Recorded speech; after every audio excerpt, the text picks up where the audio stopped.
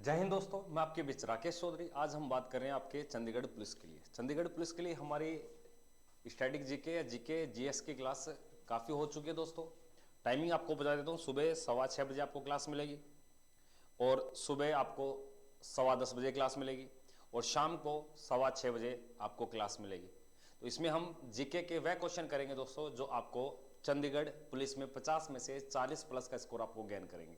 तो सारे विद्यार्थी जो भी चैनल पर नए हैं दोस्तों, सभी से हाथ जोड़ के निवेदन है, चैनल को सब्सक्राइब करें, शेयर करें, लाइक करें। अगर आप हमारे चंडीगढ़ पुलिस के लिए या अदर एग्जाम के लिए तैयारी करते हो, जीके के क्वेश्चन प्राप्त करना चाहते हो, तो डिस्क्रिप्शन में व्हाट्सअप नंबर दिया गया है, टेलीग्राम लिंक दिया गया है, तो वहां पे आप मैसेज करके बोल सकते हो कि सर हमें जीएस का, रीजनिंग का हमें पीडीएफ, थ्योरी, नोट्स चाहिए। बिल्कुल निःशुल्क रहेगा दोस्तों। बस आपका एक ही काम है, चैनल को सब्सक्राइब करना है, वीडियो को शेयर करना है, लाइक करना है और क्लास के बारे में बताना है आपको कैसे लगी। कोई भी क्वेश्चन आपको आता है तो हमें भी बताएं और शेयर करें दोस्तों ज़्यादा से ज़्यादा।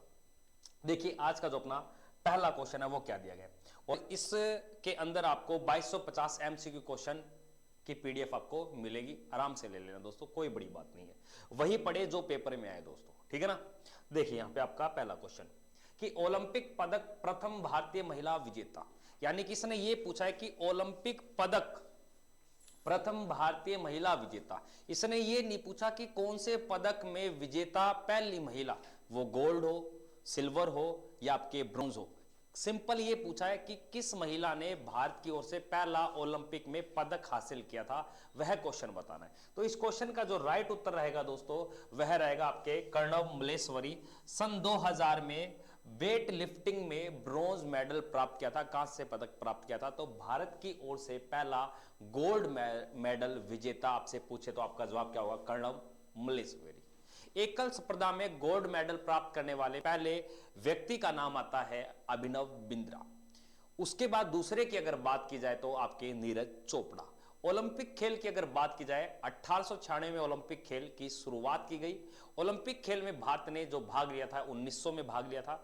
ओलंपिक खेल में अगर बात की जाए तो ओलंपिक खेलों को 3 कैटेगरी में रखा जाता है, ग्रीष्मकालीन ओलंपिक, आपके पैरा ओलंपिक और शीत ओलंपिक। आने वाले 2024 में ओलंपिक खेलों का आयोजन कहां होगा दोस्तों, पेरिस में। आने वाले 2028 में ओलंपिक खेलों का आयोजन कहां होगा, अमेरिका में। आने वाले 2032 में ओलंपिक खेलों का आयोजन होगा ऑस्ट्रेलिया में दोस्तों। ओलंपिक खेलों का अंतराल 4 वर्षों के दौरान होता है। ओलंपिक ध्वज में आपके कुल 5 छल्ले आपको देखने को मिलते हैं, जबकि ओलंपिक फ्लैग में कुल 6 रंग देखने को मिलते हैं, 5 छल्लों का रंग और एक सफेद चादर का रंग, यानी कि टोटल 6 रंग। नेक्स्ट क्वेश्चन की ओर बढ़ते हैं। अगले प्रश्न में क्या दिया गया है, खेड़ा सत्याग्रह। खेड़ा सत्याग्रह का संबंध किस राज्य से। खेड़ा जो सत्याग्रह है दोस्तों, महात्मा गांधी के द्वारा जो खेड़ा सत्याग्रह आंदोलन चलाया गया था, कब चलाया गया था दोस्तों, 1918 में। 1918 में खेड़ा सत्याग्रह। और इस खेड़ा सत्याग्रह का जो संबंध है दोस्तों, ये आपके गुजरात से। किससे दोस्तों, गुजरात से। तो यहां पे ऑप्शन संख्या आपका सी बिल्कुल राइट रहेगा दोस्तों। अगले क्वेश्चन की ओर देखिए क्या देखे, भारतीय वन्य जीव संरक्षण अधिनियम कब लागू किया गया था। तो भारतीय वन्य जीव संरक्षण अधिनियम से पूर्व भारत में 5 राष्ट्रीय उद्यान होते थे, लेकिन आज वर्तमान में राष्ट्रीय उद्यानों की संख्या 106 है। कितनी है, 106। सबसे बड़ा राष्ट्रीय उद्यान का नाम आपको पता होना चाहिए दोस्तों, अक्सर एग्जाम में आता है। सबसे बड़े राष्ट्रीय उद्यान का नाम आता है हेमिस नेशनल पार्क, जो लद्दाख में स्थित है। कहां है दोस्तों, लद्दाख में स्थित है। और सबसे छोटा जो नेशनल पार्क है दोस्तों, ये है आपके साउथ बटन नेशनल पार्क, जो अंडमान निकोबार पोर्ट ब्लेयर में स्थित है। तो वर्तमान में नेशनल पार्क 106 हैं। राष्ट्रीय वन्य जीव संरक्षण अधिनियम की जो शुरुआत की गई थी दोस्तों, ये 1972 में की गई थी, और 1972 अगले वर्ष यानी कि 1973 में टाइगर से आपका जो राष्ट्रीय पशु है वो घोषित कर दिया गया। तो आपको बाघ आपको याद रखना है, सिंह के बाद, एशिया सिंह के बाद टाइगर। अगले क्वेश्चन को देखिए क्या दिया गया कि सुनामी किस भाषा से ली गई है। सुनामी किस भाषा से ली गई है, तो यानी कि जो सुनामी शब्द है वो किस भाषा का शब्द है। तो ये अच्छा प्रश्न है दोस्तों। सुनामी एक जापानी भाषा का शब्द है। समुद्र तल में उत्पन्न होने वाले भूकंपीय क्षेत्र को या भूकंपीय अवस्था को सुनामी के नाम से जाना जाता है, साइक्लोन। आगे देखिए, इंदिरा गांधी राष्ट्रीय मानव संग्रहालय कहां पर स्थित है? इंदिरा गांधी राष्ट्रीय मानव संग्रहालय कहां पर स्थित है? नई दिल्ली में, कोलकाता में, पटना में, भोपाल में। जबकि आपसे पूछ ले कि राष्ट्रीय संग्रहालय कहां पर स्थित है, तो आपका जवाब होगा दोस्तों नई दिल्ली में। सलारगंज संग्रहालय आपका पूछे तो आपको बताना है हैदराबाद में। जबकि इंदिरा गांधी राष्ट्रीय संग्रहालय पड़ता है भोपाल में। कहां पड़ता है दोस्तों? भोपाल में। तो यहां पे आपका राइट उत्तर हो जाएगा भोपाल। राष्ट्रीय मृदा अनुसंधान केंद्र कहां पड़ता है दोस्तों? फटाफट से कमेंट करके बताना। बीजक किसकी रचना है दोस्तों? बीजक रचना किसकी है? कबीरदास की। किसके दोस्तों? कबीरदास की। सूर सागर, सूर सरावली आती है सूरदास की। मेघदूत, रघुवंशम, ये जो रचनाएं हैं दोस्तों ये कालिदास की। किसकी? रामचरितमानस किसकी रचना है? तुलसीदास की। तो इसी प्रकार रचनाओं से रिलेटेड या लेखक पुस्तक से रिलेटेड आपको याद रखना है दोस्तों। आगे देखिए, मुल्तान क्रिकेट स्टेडियम कहां पर स्थित है? Very very most important person, आपने पहली बार सुना होगा इस क्वेश्चन को। इस प्रकार के क्वेश्चन आप अगर पढ़ते हो तो आपका जीएस स्ट्रॉन्ग होगा तो पेपर को भी आप फाइट करोगे दोस्तों। देखिए, मुल्तान क्रिकेट स्टेडियम ये पड़ता है अफगानिस्तान में। कहां पड़ता है दोस्तों? अफगानिस्तान में। अफगानिस्तान की राजधानी का नाम है काबुल। और काबुल में आपको पता होना चाहिए मुगल सम्राट यानी कि पहला मुगल शासक बाबर का मकबरा कहां बना हुआ है? काबुल में। और आपको पता होगा कि काबुल किसकी राजधानी है? Afghanistan.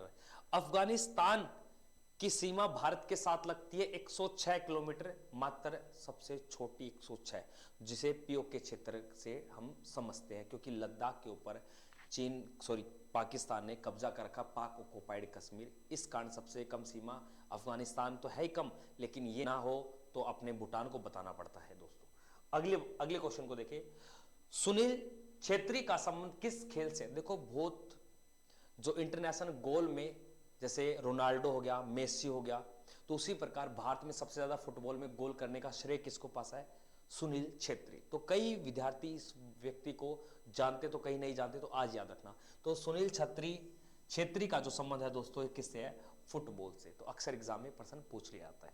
Football, B R. Ambedkar football stadium कहां पड़ता है? नई दिल्ली में दोस्तों।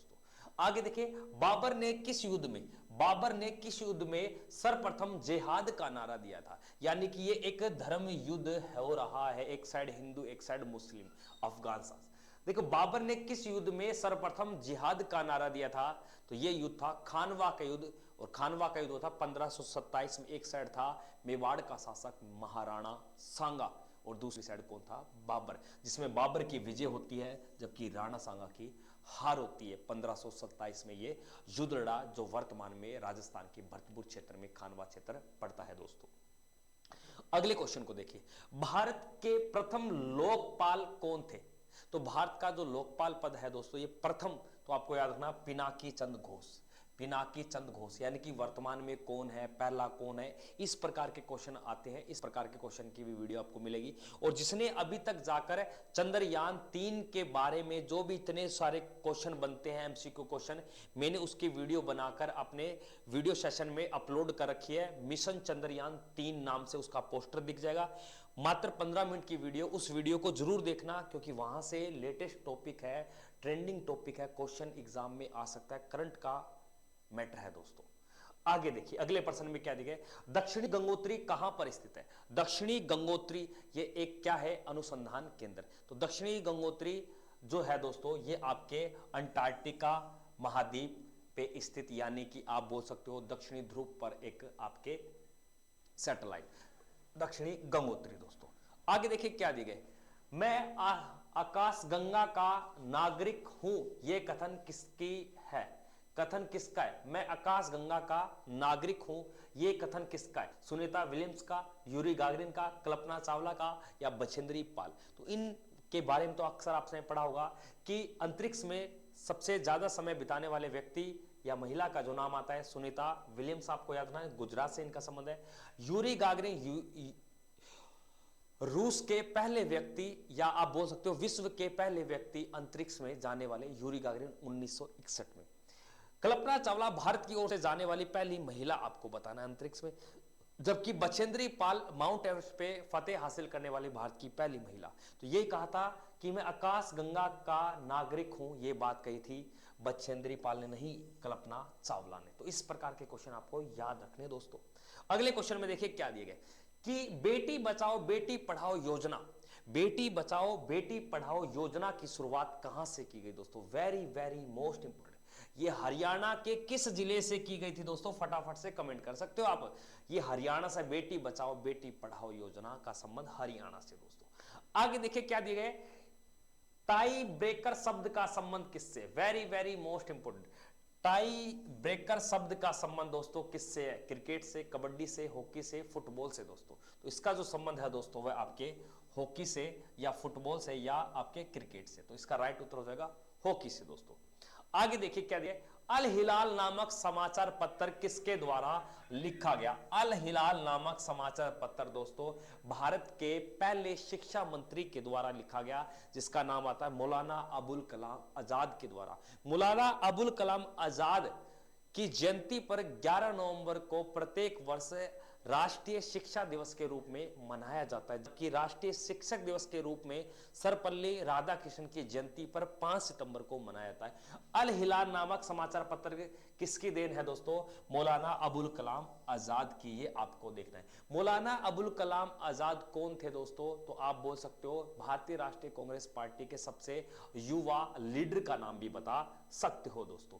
आगे देखिए, नाहरगढ़ का किला किसने बनवाया था? नाहरगढ़ का किला किसने बनवाया था? अकबर ने, महाराणा प्रताप ने, या सवाई जय सिंह ने, या पृथ्वीराज चौहान ने? नाहरगढ़ का किला पड़ता है दोस्तों राजस्थान के जयपुर में, और यह बनवाया था सवाई जय सिंह के द्वारा। किसके द्वारा? सवाई जय सिंह के द्वारा ये बनवाया गया दोस्तों। नेक्स्ट क्वेश्चन को देखिए, चूहों को मारने के लिए किसका प्रयोग किया जाता है? वेरी वेरी मोस्ट इंपोर्टेंट प्रश्न। चूहों को मारने के लिए ये मत बोलना कि घर में मम्मी 10 रुपए की पुड़िया लाती है बाजार से, उस पुड़िया से मर जाते। उस पुड़िया में पाया जाता है आपके जिंक फास्फेट, यानी कि उत्तर संख्या हो जाएगा आपके राइट सी ऑप्शन। अगला देखने क्वेश्चन क्या देखिए, तार खींचने योग्य सबसे नमनीय धातु कौन? यानी कि तन्य धातु बोल सकते हो, यानी कि उसके तार से यानी कि काफी मीटर तक उस तार को खींचा जा सकता है। सबसे तन्य धातु वह आपका गोल्ड यानी कि सोना आपको याद रखना। सबसे तन्य धातु गोल्ड, यानी कि गोल्ड को हम एजी बोलते हैं या एयू बोलते हैं। तो याद रखना दोस्तों एयू बोलते हैं, एजी का सिंबल है चांदी। आगे देखिए नेक्स्ट क्वेश्चन, संयुक्त राज्य अमेरिका के प्रथम राष्ट्रपति कौन थे? संयुक्त राज्य अमेरिका के जो पहले राष्ट्रपति थे दोस्तों उनका नाम क्या आता है? वोलपोल या रूडजेल या वुंडरो या जॉन वाशिंगटन डीसी। तो आपको पता होगा जॉर्ज वाशिंगटन डीसी एक शहर है, जबकि जॉर्ज वाशिंगटन ये देश यानी कि अमेरिका के पहले क्या था? राष्ट्रपति। और याद रखना दोस्तों यहाँ के राष्ट्रपति अधिकतम अपने पद पे 2 बार शपथ को ग्रहण कर सकते हैं। यहाँ का कोई राष्ट्रपति बनता है तो उसका कार्यकाल 4 वर्ष का होता है। कितने का होता है दोस्तों? 4। अपने राष्ट्रपति का कार्यकाल 5 वर्ष का। भारत का राष्ट्रपति होगा 52 में आर्टिकल में लिखा गया। भारत का राष्ट्रपति का जो पद लिया गया ये ब्रिटेन से लिया गया, लेकिन राष्ट्रपति कैसे होता है? भारत का राष्ट्रपति निर्वाचित किया जाता है, और ये बात कहां से ली गई है दोस्तों? अमेरिका से। नेक्स्ट क्वेश्चन को देखिए क्या दिया गया, सूर्य किरण युद्ध अभ्यास किन देशों के बीच है? सूर्य किरण युद्ध अभ्यास किन 2 देशों के बीच है दोस्तों? Very very most important. Surya Kiran जो युद्ध अभ्यास है दोस्तों भारत इंडोनेशिया, भारत चीन, भारत श्रीलंका या Bharat Nepal. Very very most important question. अगर इस विद्यार्थी का कोई ऑप्शन देता है तो उस विद्यार्थी को मेरी तरफ से 51 रुपए पे किए जाएंगे दोस्तों। तो ये सारे विद्यार्थी अगर इस क्वेश्चन का जवाब देते हैं तो उसको पीडीएफ नोट सब कुछ फ्री मिलेगी, बहुत ही शानदार। अगर ऐसे क्वेश्चन आप फोड़ते हो तो ये मैं मानता हूं जीके की तैयारी बेस्ट आपकी दोस्तों। टेक्निकल भी देख रहे तो देख सकते हैं, कोई बड़ी बात नहीं है।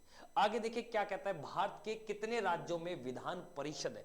विधान परिषद का मतलब होता है उस राज्य की विधान, यानी कि जो विधानसभा, और विधानसभा से उच्च सदन को कहा जाता है विधान परिषद। या बोल सकते हो कि वहां की जो शासन व्यवस्था को चलाने के लिए जो वहां का विधानमंडल होता है, विधानमंडल के 2 सदन है तो दूसरे सदन को कहा जाता है विधान परिषद, जो भारत के सभी राज्यों में लागू नहीं है। लेकिन ये कितने राज्यों में है? तो याद रखना ये जम्मू एंड कश्मीर तक था 7 में, जबकि जम्मू एंड कश्मीर से जब राज्य का दर्जा छीन लिया, ये आज वर्तमान में 6 राज्यों में है दोस्तों। कितने राज्यों में? ये 6 राज्यों में दोस्तों। तो ये आपका राइट उत्तर हो जाएगा ऑप्शन संख्या बी भाई साहब। अगले क्वेश्चन को देखिए क्या दिया गया है। सैयद राजवंश का संबंध संस्थापक, सैयद राजवंश का संस्थापक कौन? तो सैयद वंश तो सुना होगा आपने, दिल्ली सल्तनत काल में एक सैयद वंश, लोधी वंश से पूर्व तुगलक वंश के बाद का एक वंश आता है सैयद वंश, जिसकी नींव रखी थी आपके किसने? खिज्र खान ने। किसने रखी थी दोस्तों? खिज्र खान ने। तो यहां पे राइट उत्तर हो जाएगा खिज्र खान। गयासुद्दीन तुगलक ने, आपको याद रखना है दोस्तों, ये आपके तुगलक वंश के संस्थापक। जलालुद्दीन खिलजी याद रखना है आपको, खिलजी वंश के। कुतुबुद्दीन ऐबक याद रखना आपको, गुलाम वंश के। जबकि लोधी वंश का जो पहला संस्थापक, यानी सॉरी लोधी वंश का जो पहला शासक या संस्थापक बोल सकते हो, तो वो आपका नाम आता है बहलोल लोधी। जबकि मुगल साम्राज्य का जो संस्थापक आता है दोस्तों, उसका नाम है बाबर, जहरूद्दीन बाबर। आपको ध्यान देना दोस्तों। अगले क्वेश्चन को देखिए क्या दिया गया। सिपाही विद्रोह की शुरुआत कहां से की थी? सिपाही विद्रोह की शुरुआत, सिपाही विद्रोह वो है दोस्तों जिसे 1857 की क्रांति कहा जाता है। 1857 की क्रांति के नाम से जाना जाता है दोस्तों। फटाफट से कमेंट करके बताइए कहां से शुरुआत की गई थी दोस्तों।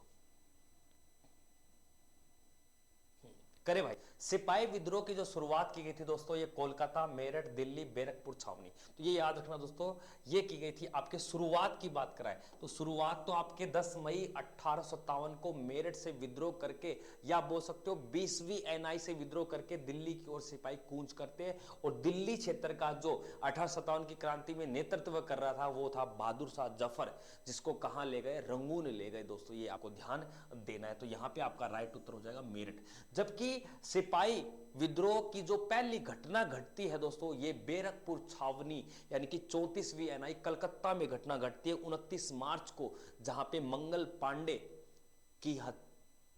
पांडे बाफ और हयूसन की हत्या कर देते हैं। और मंगल पांडे को 18 अप्रैल की फांसी सुनाई जाती है, लेकिन इसको 10 दिन पहले ही फांसी दे दी गई 8 अप्रैल। जो सिपाही विद्रोह या 1857 की क्रांति या पहला स्वतंत्रता संग्राम की पहली फांसी किसको मिली थी? मंगल पांडे को। जबकि अंतिम फांसी दी गई थी दोस्तों किसको? तात्या टोपे को। ये याद रखना दोस्तों।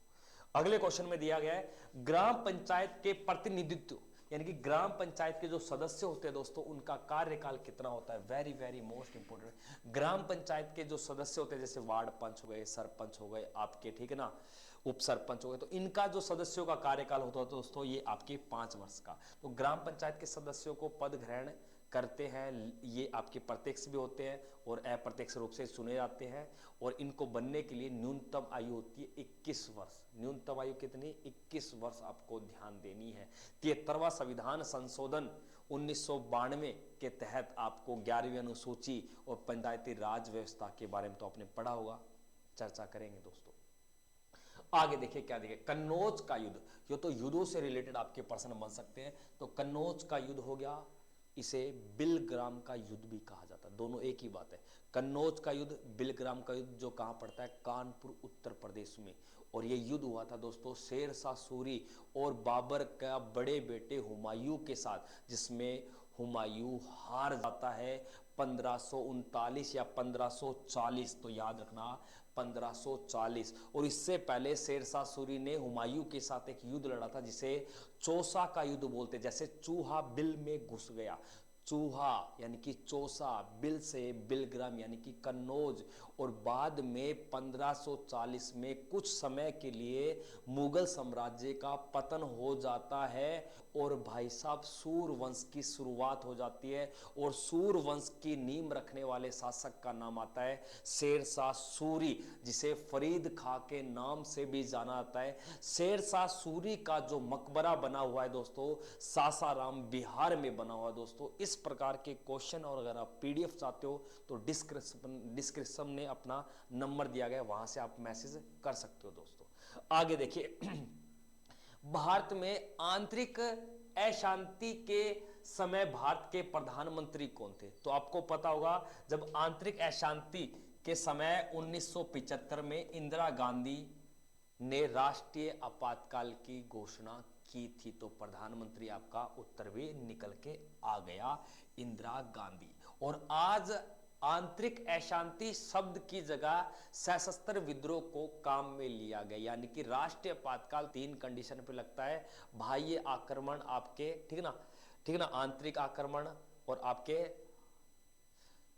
सशस्त्र विद्रोह के द्वारा। आगे देखिए, भारत श्रीलंका के बीच कौन सी युद्ध अभ्यास होती है? तो भारत और श्रीलंका के बीच युद्ध अभ्यास का नाम आता है मित्र शक्ति। क्या नाम आता है दोस्तों? मित्र शक्ति। कई बार यह भी प्रश्न आता है, भारत और श्रीलंका के बीच में एक जो जल संधि है उसका नाम क्या? उसे बोलते हैं पाक जल संधि। याद रखना दोस्तों, ठीक है ना, राम सेतु। आगे देखिए, पुस्तक गुलामगिरी के रचनाकार कौन है? वेरी वेरी मोस्ट इंपोर्टेंट, यानी कि गुलामगिरी का जो रचनाकार है, कई पुस्तक है उनके नाम पूछे, जैसे फिरदौसी, शाहनामा। तो शाहनामा जो पुस्तक है ये किसने लिखी? फिरदौसी ने। तो गुलामगिरी के जो पुस्तक है जिनका संबंध महाराष्ट्र से है, तो नाम आता है ज्योतिबा फुल्ले के द्वारा। किसके द्वारा? ज्योतिबा फुल्ले के द्वारा। ज्योतिबा फुल्ले के द्वारा किस समाज की नींव रखी थी? सारे विद्यार्थी कमेंट करने की कोशिश करना। आगे देखिए, लॉर्ड मेयो। लॉर्ड मेयो तो सुना होगा कि लॉर्ड मेयो के शासन काल में 1872 में भारत के लिए पहली बार जनगणना का प्रावधान किया गया, जबकि भारत की पहली नियमित या एक दशकीय क्रम में जनगणना करवाई गई थी लॉर्ड रिपन ने 1881 में। वही लॉर्ड मेयो है जिसने जनगणना का श्रेय। इसलिए भारत की जनगणना का पिता कौन कहलाता है, या भारत की जनगणना का जनक कौन कहलाता है? Lord Mayo. और लॉर्ड मेयो की जो हत्या हुई थी दोस्तों, ये कहां हुई थी? पोर्ट ब्लेयर, यानी कि अंडमान निकोबार की राजधानी पोर्ट ब्लेयर। आपको ध्यान देना है। अगले क्वेश्चन में देखिए क्या दिया गया है कि पीएम नरेंद्र मोदी फिल्म के निर्देशक कौन है? Very very most important question दोस्तों। हाँ, पीएम नरेंद्र मोदी फिल्म के निर्देशक का नाम बताना है। महेश भट्ट है या सतीश कौशिक है, उमंग कुमार है या अनुराग कश्यप है? तो अनुराग कश्यप है या कौन है भाई साहब? फटाफट से कमेंट कर सकते हो या टिक लगा सकते हो। अनुराग कश्यप आपको ध्यान देने हैं दोस्तों। आगे देखिए, पशुपति नाथ का मंदिर कहां पर स्थित है?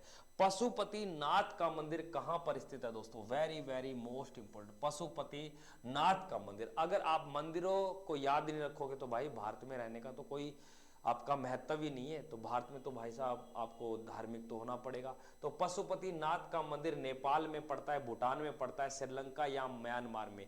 तो सारे विद्यार्थी कमेंट करने का कार्य करेंगे और ये क्वेश्चन आपके लिए है, ऑफर है भाई साहब। ये क्वेश्चन आप करें और ऑफर वही है कि जो अगर इस क्वेश्चन का जवाब देता है दोस्तों, उसके लिए मेरी तरफ से जीएस का बैच बिल्कुल फ्री। यहां दिया गया कि चंद्रयान 2 को कब लॉन्च किया गया दोस्तों। अब चंद्रयान 2 का प्रश्न पूछ रहा है तो दोस्तों चंद्रयान 3 का प्रश्न भी पूछ सकता है। तो चंद्रयान 3 से रिलेटेड आज ही वीडियो को अपलोड किया गया, नहीं देखी तो वीडियो को देख लेना। चंद्रयान 3 की अगर बात कर ली जाए दोस्तों, तो याद रखना 14 जुलाई 2023 को उसे लॉन्च किया गया दोपहर के 2:35 पे श्री हरिकोटा, यानी कि सतीश धवन अंतरिक्ष केंद्र श्री हरिकोटा आंध्र प्रदेश से लॉन्च किया। और लॉन्च करने वाली संस्थान या संगठन कौन है? इसरो। आपको ध्यान देना। तो यहां पे क्या प्रश्न पूछा है कि चंद्रयान 2 को कब लॉन्च किया गया? तो याद रखना 22 जुलाई 2019 को, 22 जुलाई 2019 को। तो सारे विद्यार्थी याद रखना चंद्रयान 3 का उद्देश्य क्या है दोस्तों, पेपर में आए तो फोड़िया ना। 1965 में भारत पाकिस्तान युद्ध के समय भारत के प्रधानमंत्री कौन थे? आपको पता होगा कि 1965 में पाकिस्तान और भारत का युद्ध हुआ था पहला, जबकि भारत और पाकिस्तान का दूसरा युद्ध होता है 1971 में, और भारत और पाकिस्तान के साथ जो तीसरा युद्ध होता है उसे बोलते हम कारगिल युद्ध 1999 में।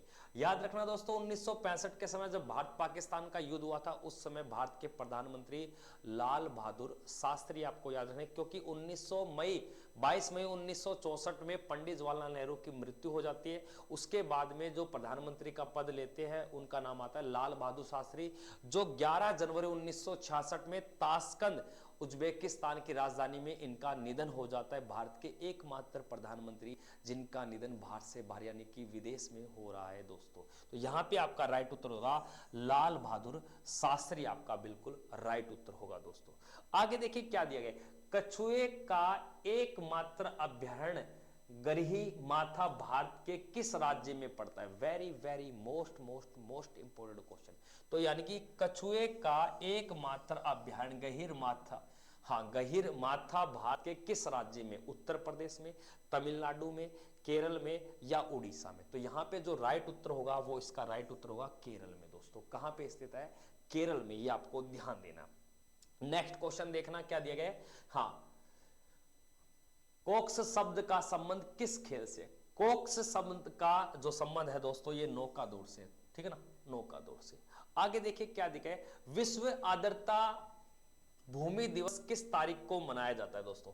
विश्व आर्द्रता भूमि दिवस या रामसर दिवस किस तारीख को मनाया जाता है? 5 जून को, 2 फरवरी को, 15 को या 18 जून को? विश्व आर्द्रता दिवस कब मनाया जाता है दोस्तों? बताइए भाई फटाफट से कमेंट करके। विश्व आर्द्रता दिवस किस तारीख को मनाया जाता है दोस्तों? 5 जून को जो दिवस मनाया जाता है दोस्तों उसका नाम आता है विश्व पर्यावरण दिवस, विश्व पर्यावरण दिवस दोस्तों। और 2 फरवरी को विश्व आर्द्रता भूमि दिवस मनाया जाता है दोस्तों, ये ध्यान देना। आगे देखिए क्या देखिए, काला पानी विवाद किन 2 देशों के बीच है? काला पानी विवाद, काला पानी काली नदी को लेकर नेपाल और भारत के बीच में विवाद चल रहा है, ये आपको ध्यान देना। तो यहां आपका उत्तर हो जाएगा भारत और नेपाल, इसका राइट उत्तर रहेगा दोस्तों। अंतरराष्ट्रीय टाइगर दिवस कब मनाया था? अंतरराष्ट्रीय बाघ दिवस कब मनाया था? तो अंतरराष्ट्रीय बाघ दिवस की बात करें या आपसे टाइगर स्टेट की बात करें तो आपको मध्य प्रदेश बताना है। बाघ दिवस की बात करें तो ये प्रत्येक वर्ष 29 जुलाई को मनाया जाता है, जबकि 11 जुलाई को मनाया जाता है दोस्तों विश्व जनसंख्या दिवस, विश्व जनसंख्या दिवस दोस्तों। नेक्स्ट क्वेश्चन को देखिए, वर्धा आश्रम किस राज्य में? वर्धा आश्रम की अगर बात की जाए दोस्तों ये कहां पड़ता है? केरल में या महाराष्ट्र में या गुजरात में या कर्नाटक में? याद रखना दोस्तों, वर्धा आश्रम किस राज्य में है? ये पड़ता है दोस्तों आपके महाराष्ट्र में। साबरमती आश्रम कहां पड़ता है दोस्तों? गुजरात में। वर्धा आश्रम की बात करें तो महाराष्ट्र में। नेक्स्ट क्वेश्चन को देखना, अष्टमुड़ी झील भारत के किस राज्य में है? अष्टमुड़ी झील भारत के किस राज्य में है दोस्तों? अष्टमुड़ी जो झील है ये भारत के, याद रखना, तमिलनाडु में, गुजरात में, केरल में। तो ये खारे पानी की इन झील को पश्चिमी तट या केरल में लेगुन के नाम से जानते हैं दोस्तों। क्या बोलते हैं इनको? लेगुन कहा जाता है। जो तटवर्ती क्षेत्रों में उनको लेगुन। और भारत की जो सबसे बड़ी लेगुन झील है उसका नाम आता है दोस्तों चिल्का। अगले क्वेश्चन को देखिए दोस्तों क्या दिया गया है, डर्बी ट्रॉफी का संबंध किस खेल से? डर्बी ट्रॉफी का संबंध किस खेल से? नौका से, गुरुद्वा या टेनिस से? तो डर्बी की अगर बात करें तो डर्बी कप का जो संबंध है ये घुड़दौड़ से संबंधित है, ये आपको ध्यान देना। आगे देखिए, ग्रीन गोल्ड क्रांति का संबंध किससे? ग्रीन गोल्ड क्रांति का जो संबंध है, ग्रीन गोल्ड क्रांति का जो संबंध है दोस्तों, बताइए दोस्तों, चाय से, जूट से, बांस से या चाय? 2 बार चाय। ग्रीन गोल्ड का संबंध किससे है दोस्तों? हरा सोना, हाँ ग्रीन गोल्ड क्रांति। तो याद रखना दोस्तों बांस से। किससे दोस्तों? बांस से। नेक्स्ट क्वेश्चन देखिए, लोसार महोत्सव का संबंध किस राज्य से? लोसार महोत्सव का संबंध हिमाचल प्रदेश, अरुणाचल प्रदेश, असम से या केरल से? लोसार महोत्सव का जो संबंध है दोस्तों ये अरुणाचल प्रदेश से संबंध रखता है। किससे रखता है दोस्तों? अरुणाचल प्रदेश से। नेक्स्ट क्वेश्चन को देखिए, अटल पेंशन योजना की शुरुआत कब की गई? अटल पेंशन योजना की जो शुरुआत की गई दोस्तों ये 5 मार्च 2014 को, 8 सितंबर 2016 को, 24 अगस्त 2023 को या 9 मई 2023 को। तो सारे विद्यार्थी इसे गूगल पे सर्च कर कर आप इसका सही उत्तर की पुष्टि कर सकते हो, क्योंकि यहाँ पे मिस्टेक हो सकती है, तो गलत नहीं बताना, सही कर लेना दोस्तों इस क्वेश्चन को। आगे देखिए क्या कहता है, श्रीलंका की सबसे ऊंची चोटी कौन सी है? तो श्रीलंका की सबसे ऊंची चोटी का नाम कर रहा है तो इसका नाम आता है आपके सामने माउंट पेड्रो। माउंट पेड्रो आपको ध्यान दें, तो राइट उत्तर हो जाएगा डी ऑप्शन। नेक्स्ट क्वेश्चन को देखिए, सिल्वर फाइबर क्रांति का संबंध किससे? सिल्वर फाइबर क्रांति का संबंध किससे? पेट्रोलियम से, चाय से, कपास से या चांदी से? तो सिल्वर क्रांति का जो संबंध है दोस्तों ये आपके चाय से, कपास या चांदी से। तो सिल्वर फाइबर की अगर बात करें तो ये कपास या जूट आपको ध्यान रख सकते हो, जिसे गोल्डन फाइबर भी कहा जाता है। तो दोस्तों ये रही अपने जीएस के चंडीगढ़ पुलिस की एक और क्लास, जिसमें हमने 50 क्वेश्चन को पूरा किया। तो इसकी पीडीएफ आप चाहते हो तो व्हाट्सएप नंबर पे मैसेज कर सकते हो, जो नंबर आपको डिस्क्रिप्शन में दिया गया है। टेलीग्राम भी कर सकते हो। जो भी हमारे चैनल पे नया है दोस्तों, सभी से हाथ जोड़ के निवेदन है, चैनल को सब्सक्राइब करें, शेयर करें, लाइक करें और कमेंट करें। दोस्तों मिलते हैं नेक्स्ट वीडियो में।